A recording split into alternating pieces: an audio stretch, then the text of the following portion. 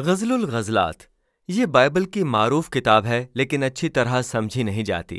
اس کے 8 ابواب عشقیہ شاعری پر مشتمل ہیں، اور اگرچہ اس میں ایک تعارف اور نتیجہ ہے لیکن یہ کتاب کوئی ٹھوس ادبی ساخت نہیں رکھتی، اور اس کی وجہ یہ ہے کہ یہ نظموں کا ایک مجموعہ ہے۔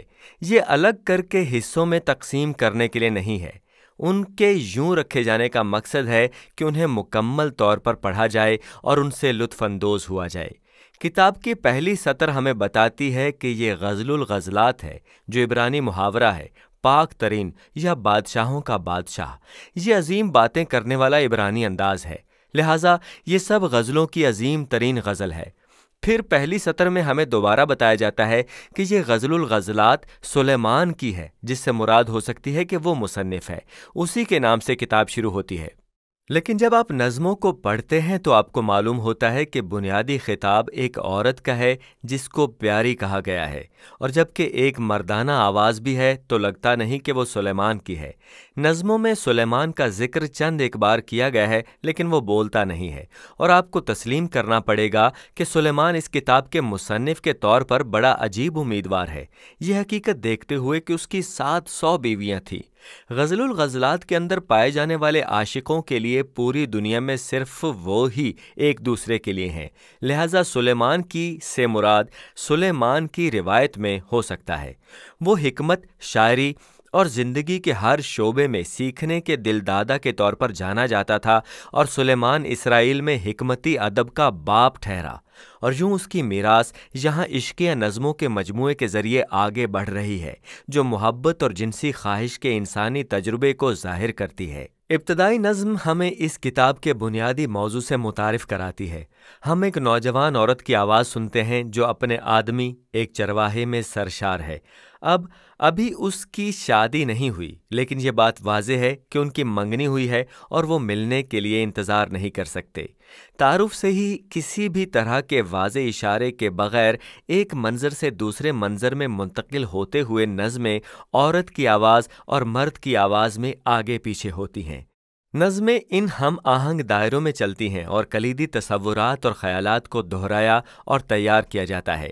نظموں کو یکجا کرنے والے بنیادی موضوعات میں سے ایک شدید خواہش ہے، جس کو اس جوڑے نے ایک دوسرے کے لیے اپنی مسلسل تلاش اور حاصل کرنے میں ظاہر کیا ہے۔ ابتدائی نظم کے بعد وہ الگ ہیں لیکن ایک دوسرے کی تلاش میں ہیں، لہٰذا عورت پکارتی ہے، یا وہ خواب سے بیدار ہوگی یا اپنے عاشق کی تلاش میں نکلے گی، اور وہ ایک سے زیادہ بار ایک دوسرے کو ڈھونڈ لیں گے۔ وہ گلے ملیں گے اور پھر فوراً جب معاملات قدرے تیز ہونے لگتے ہیں، منظر ختم ہو جائے گا اور نیا شروع ہو جائے گا۔ وہ الگ ہو گئے ہیں، ایک دوسرے کو تلاش کر رہے ہیں، اور یہ چلتا رہتا ہے۔ ایک اور دہرایا گیا موضوع جوڑے کی ایک دوسرے کے لیے جسمانی کشش کی خوشی ہے۔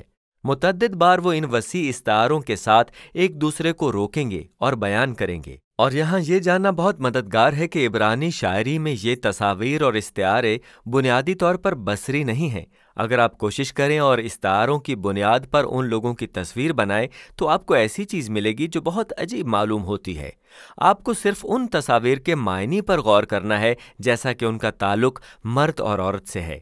جب آپ شاعرانہ چکروں کے ذریعے پڑھتے ہیں تو تناؤ ان کی خواہش اور خوشی اور کشش میں تعمیر ہوتا رہتا ہے، اور یہ گھومتی ہوئی تکرار جنسی محبت کے اسرار اور طاقت کو بڑھانے اور اس پر توجہ مرکوز کرنے کا ایک شاعرانہ طریقہ ہے۔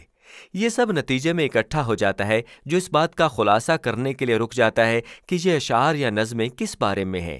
عشق موت کی مانند زبردست ہے، غیرت پاتال سی بے مروت ہے، اس کے شعلے آگ کے شعلے ہیں اور خداوند کے شعلے کی مانند۔ سیلاب عشق کو بجھا نہیں سکتا، باڑھ اس کو ڈبا نہیں سکتی۔ اگر آدمی محبت کے بدلے اپنا سب کچھ دے ڈالے تو وہ سراسر حقارت کے لائق ٹھہرے گا۔ نظم عشق کی طاقت اور شدت کو اجاگر کرتی ہے۔ یہ کس طرح خوبصورت بھی ہے اور خطرناک بھی۔ اگر محبت کا غلط استعمال کیا جائے تو یہ آگ کی طرح لوگوں کو تباہ کر سکتی ہے، یا اگر محفوظ کی جائے تو زندگی بخش ہو سکتی ہے۔ بالآخر عشق اس خواہش کا اظہار کرتا ہے کہ انسان کسی کو جانے، جانا جائے اور ایک دوسرے کی خواہش کرے۔ عشق انسانی زندگی میں سب سے زیادہ ماورائی اور پر اسرار تجربات میں سے ایک ہے، اور بائبل کی की हिकमती रिवायत के हिस्से के तौर पर यह किताब कहती है कि ये खुदा की तरफ से एक तोहफा है। इसके बाद सुलेमान के मुतालिक एक अजीब नज़्म है कि सुलेमान वो करने की कोशिश कर रहा है जो पिछली नज़्म ने कहा था कि नामुमकिन है, यानी मोहब्बत को खरीदने की कोशिश। औरत सुलेमान की पेशकश को ठुकरा देती है और फिर किताब एक मर्द और एक औरत के साथ ख़त्म होती है जो एक बार फिर अलग हैं, एक दूसरे की तलाश में हैं। वो उस औरत की आवाज़ सुनने के लिए पुकारता है, वो उससे इल्तिजा करती है कि मेरे साथ भाग चल, और इस तरह किताब ख़त्म हो जाती है। मुकम्मल तौर पर खुला इख्तिताम। लेकिन ये बहुत ज़्यादा इश्क की मानिंद है जो सही मानों में कभी ख़त्म नहीं होता, क्योंकि आपके महबूब की ज़ात में हमेशा दरियाफ्त करने और उसका ताक़ुब करने के लिए बहुत कुछ होता है, और इस तरह सच्चे इश्क की कोई इंतहा नहीं होती और ना इस किताब की है। अब तारीख़ के ज़रिए ग़ज़लुल ग़ज़लात से उठाया हुआ बड़ा सवाल है कि बाइबल में इश्किया शायरी क्या कर रही है। पूरी तारीख़ में इस किताब की 3 अहम तशरीहात की गई हैं।